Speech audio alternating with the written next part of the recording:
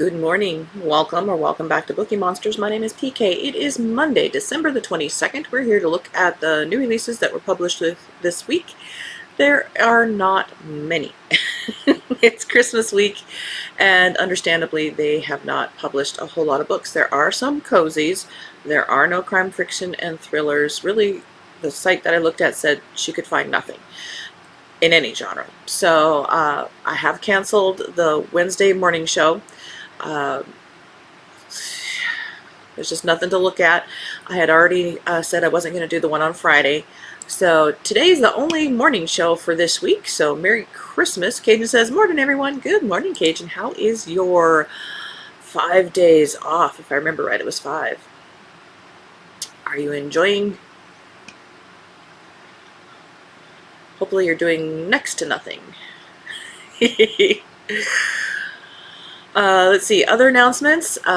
We have our sprints are as usual this week. We have them on Tuesday, Thursday, and Saturday. On Thursday, though, we're going to have 2 extra hours. Thursday is Christmas Day, but I'm going to be starting at 6 p.m. Eastern, and we'll be going for 4 hours. So sprints are still there, just a little bit longer. Kasia says, yes, it's great. Oh, I bet. I bet you're still in your jammies. I would be, too. All right. Let's look at the 10. If they are all still there. Cozy Mysteries. Normally there's about 50, so yes, this is drastically reduced for the holiday. First up, The Jinx in the Jingle by L.L. Gray, related to the Havenwood Paranormal Cozy Mysteries. Now, are these the ones that have, no, I don't think so. They're all just kind of a similar kind of cover. When an enchanted holiday display turns spell books into a winter wonderland of chaos, Harper Sullivan is caught inside an enchanted holiday disaster that's anything but merry. A cursed snow globe, a deadly secret, and a runaway spell soon lead to a race against the clock and the cold. With time ticking away and lives on the line, Harper must rediscover what she truly believes in before the magic freezes more than just the decorations.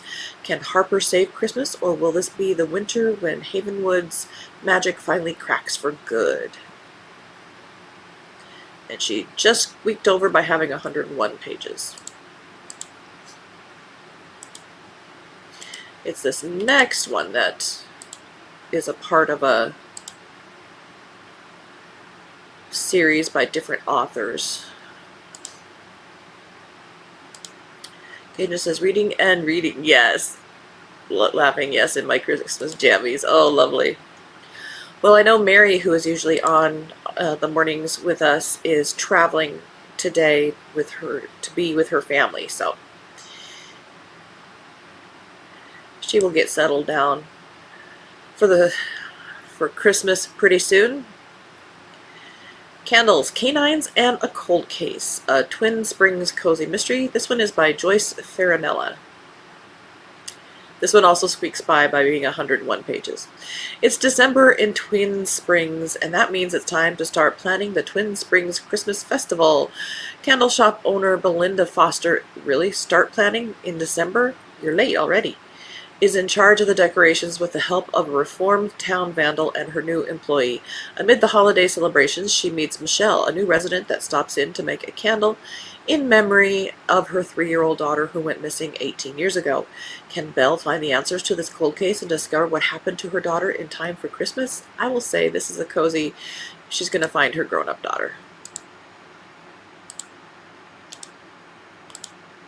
Because it's Christmas.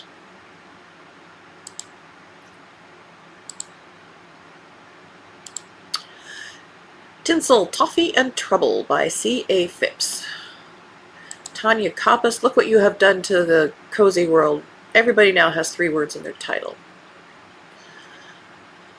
This is first in the Holiday House Sitter Mysteries. What starts as a simple job soon turns into a sleuthing adventure when Ellie stumbles upon murder, mayhem, and more small-town secrets than Christmas cookies. After a messy divorce, 50-something Ellie Prescott is starting over. one house-sitting job at a time. Her latest assignment brings her and Toffee, her mischievous toy poodle, to a postcard-perfect town decked in twinkle lights and tinsel. But when the former bakery owner, famous for guarding her secret recipes, is found dead before Christmas, Ellie's peaceful getaway turns into a recipe for disaster. Armed with a curious nose, stand back, I'm armed with a curious nose, Toffee's, and a knack for stumbling into trouble, Ellie's, the pair soon uncover layers of rivalry, jealousy, and a dash of holiday deceit. Someone in this cozy little town has been stirring up more than cookie batter, and if Ellie isn't careful, she might be next on their naughty list.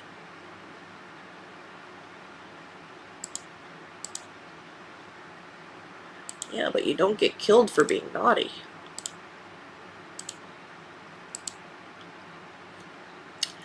Insanity and Incantations by Tammy Tyree, 9th in the Corpse Collector Cozy Mystery Series. That's a series title that's kind of conflicting with the cartoon cover, which looks like a paper doll. Christmas in Castle Point is usually a snow-dusted affair full of crochet, cocoa, yeah, and occasional corpse. No. But this year, Kerrigan Crit, funeral director and reluctant ghost whisperer, is trading her scarf for sunscreen and heading to the Caribbean for a well-earned beach vacation with besties Trixie and Radley. Their destination, La Serena Solstice Resort, a luxury escape nestled along the lush coast of San Lucia, famous for its volcanic beaches, emerald peaks, and whispered tales of ancient incantations. But paradise takes a deadly turn when a body is discovered near the resort's private cove. The locals are thrown into chaos after one look at the corpse, not because of the death itself, but because of what's carved into the man's chest. A cursed sigil known only in the oldest island folklore. What was meant to be a relaxing tropical holiday becomes a race to uncover the truth behind a forgotten ritual, a mysterious curse, and a past the island tried to bury, as more strange occurrences rattle the resort, from hallucinations and memory loss to violent outbursts. Kerrigan must call on her spectral sensitivities and trust a reclusive island priestess to guide her through the web of magic and madness. But as suspicions rise and resort guests begin to unravel, Kerrigan must face a chilling question. Is this island cursed, or was someone desperate enough to make it so? I bet it's an evil developer. End of row 1.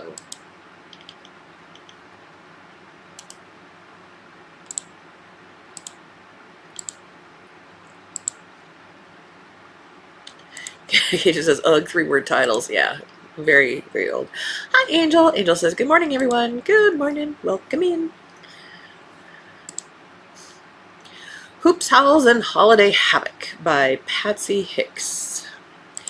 This is another one of the holiday craft caper by multiple authors. Saving Christmas, one paw print at a time. Christmas in the small town of Oak Haven, Tennessee is always magical, and Lou Ellsworth's evening at her brother's festive party leaves her feeling extra cheerful. Inspired by their embroidery lessons, her sister-in-law gives her a stunning wall hanging modeled after Lou's most treasured possession, an antique Christmas ornament passed down through generations. But Lou's holiday spirit is shattered when she returns home to find her tree toppled over and her heirloom ornament missing. For Lou's loyal dogs, Bruiser, a grumpy chihuahua who only loves Christmas for the warm fire, and Brown, a cheerful corgi who sees the good in everyone, this is a call to action. Bruiser is convinced someone intentionally sabotaged the tree and swiped the ornament, while Brown insists it must have been an innocent accident. So these dogs are talking, or are they solving it? Either way. As a rare Christmas time snow-torn blankets their southern town, the canine sleuths, yes, the dogs are solving it, follow a trail of clues from mysterious tracks in the yard to peculiar behavior from neighbors. The case grows more puzzling by the hour. With Christmas morning fast approaching, can Bruiser and Brown crack the case and restore Lou's holiday cheer?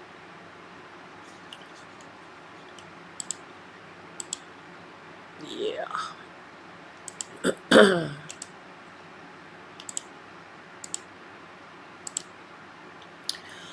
Holidays Are Murder by Nellie H. Steele. Fourth in the middle age is Murder Cozy Mysteries.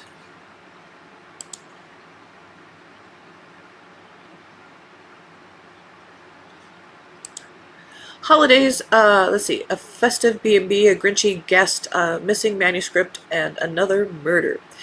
Ellie Byrne is hoping for a quiet holiday season filled with sugar cookies, Christmas movies, and 0 dead bodies. But when a famous author drops dead during a winter storm, and his final manuscript mysteriously vanishes, her cozy bed and breakfast in Salem Falls becomes the center of a snow-covered scandal. Soon, Ellie and her opinionated pets are up to their eyeballs in secrets, suspects, and surprise guests with hidden agendas. As the guest list grows and the lies pile higher than the holiday wreaths, it's up to Ellie to untangle the clues before the killer strikes again. Can she solve the mystery and salvage the season, or will Christmas at the B&B become a permanent cold case? It says, grab your cocoa and start reading now.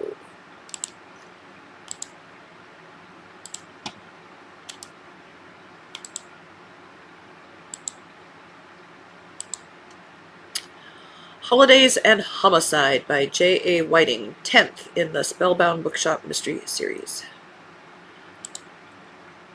Shelby Price owns the historic Spellbound Bookshop in the seaside town of Hamlet, Massachusetts. What she never expected was to develop the ability to hear her cat Harper speak, or to find herself at the center of a 50-year-old mystery. As winter blankets the charming coastal community, Shelby is decorating the bookshop for the holidays, which harbors Emily, a resident ghost with unfinished business, and Harper, her Maine Coon cat, who turns out to be far more than an ordinary feline companion. When visiting sculptors create ice installations for the winter contests, secrets long buried in Hamlet's past start to surface. The disappearance of a young town hall employee in 1973 has never been solved, and someone in town will go to desperate lengths to ensure it stays that way.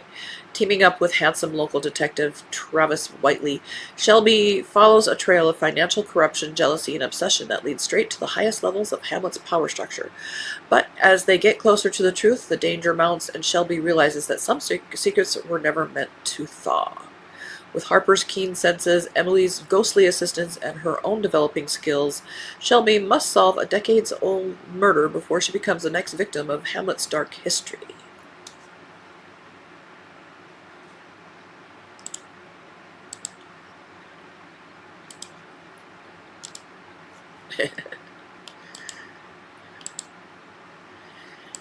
Dead Men Don't Skate. Okay, that wins the title of the day. By C.C. Trace, part of 6th, it looks like, a Carolina Teal cozy mystery.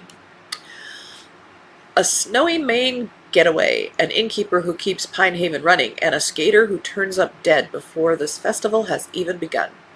Retired hockey pro Sergei Rontsakov spent the week body-checking Pine Haven's patients, flirting, bragging, and gambling like he was still in the big leagues. But when he is found face down in the snow, the handsome Ranger Jack's young cousin Patrick gets slapped with the blame. With Patrick's future on thin ice, Blueberry Hill innkeeper Carolina Teal laces up for the sleuth duty. Come on, hockey images, just leave it alone. Her loyal German shepherd, Kahlua, sniffs out clues faster than a puck on a breakaway, and Goldie Finch assists with enough enthusiasm to earn herself a penalty. Oh, for goodness sake. And Pine Haven's lineup of suspects, pro skater Eric's temper could melt the rink, Benny's bookkeeping belongs in the penalty box, and Sergei's already engaged girlfriend Alexa is skating circles around the truth.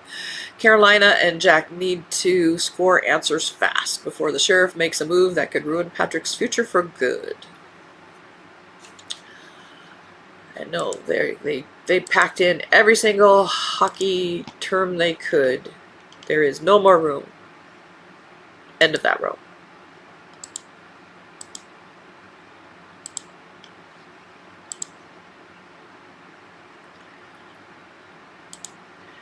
And Angel says, you're starting the day right, Cajun. Woohoo!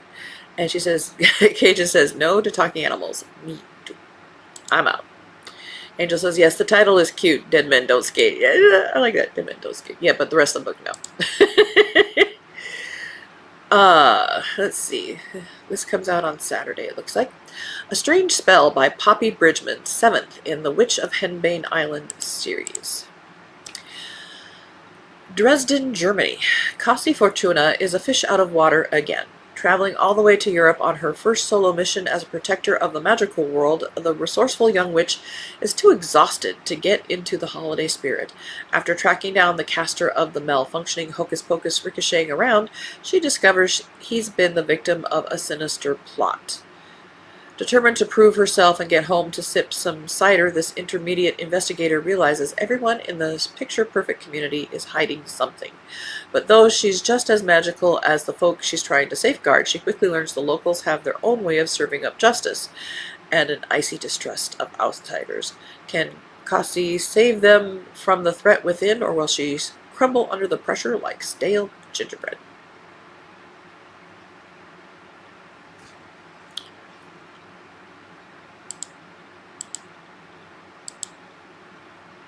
Last one. Suspected in Somerset by M. Culler, 6th in the Mill upon Mortlake Cozy Historical Mysteries. Lifelong fastidious bachelor John Gainsworth caused quite a stir in the village when he proposed to Daphne Noble, a modern young woman who seems his opposite in every way. Daphne and John are relieved when tongues decide to wag about something other than their odd romance. Cricket. For the first time in decades, it looks like the village of Mill upon Mortlake might trounce their lifelong rival of Shrewsbury at cricket and secure a spot in the district finals. With Constable Cranford up at bat as well as set to bowl, he's a powerful threat that will surely be Shrewsbury's downfall. Mill upon Mortlake to win? That's a wager the entire village will take, which makes it rather problematic when the local bookie, Jerome Hatfield, is found murdered after the match. With Constable Cranford under pressure to find the murderer without fainting or accidentally destroying evidence and make it to practices, he once again turns to the detective duo of Noble and Gainsworth to solve the crime of the murdered man and the missing money. Are they... I was assuming they were married. They're not married yet. Okay. When Daphne and Mr. Gainsworth discover that just about everyone in Shrewsbury and Mill upon Mortlake had a little flutter on the outcome of the cricket match, it means just about everyone had a motive. The question isn't who is suspected in Somerset, but rather who isn't. Or perhaps the death of Jerome Hatfield had nothing to do with money at all. ...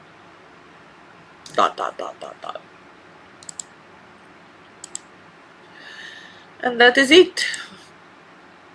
That is all the Cozy Mysteries published this week. Remember it, because from here on it probably gets back up into the 50s. We will enjoy it.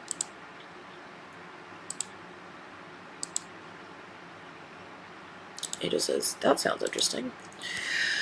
So yeah, I have decided to cancel the Wednesday morning show. There's just nothing to look at. There are no crime fiction and thrillers published this week. It's a holiday week. People aren't really, at this point, shopping for new books. So we can understand the publishing industry. It just makes us not have anything to look at. So this was the only morning show for this week. We'll be back to our regular schedule, hopefully next week. Sprints are not affected at all by the holiday. We will be having Tuesday night sprints regular time at 8 p.m. Eastern time for 2 hours. Thursday, Christmas Day evening, will be for 4 hours. We'll start at 6 p.m. Eastern time. And then Saturdays back to regular, starting at 3 p.m. Eastern, going for 5 hours. So if you want to come hang out on Christmas Day evening, get away from friends and family if you need to for some you time, or if you just want to hang out with your found family here, that would be wonderful, whichever way you like it. Kaja says, hope you both have a good day. See you on sprints tomorrow. Yay! Yeah, so have a very good day, Monday. Have a very good Christmas if I don't see you, but I'd love to see you. Be safe. Angel says, see you, Cajun, and PK, have a good day, both of you. We'll back at you, baby. All right, thank you guys so much. I appreciate you for showing up, for either watching it live or watching it later. This is the third Christmas this channel is seeing, so I very much appreciate you. We're small but mighty. All right, be safe, Merry Christmas, and as the banner says, don't be a bookworm, be a bookie monster. Nom, nom, nom. Have a good day, God bless.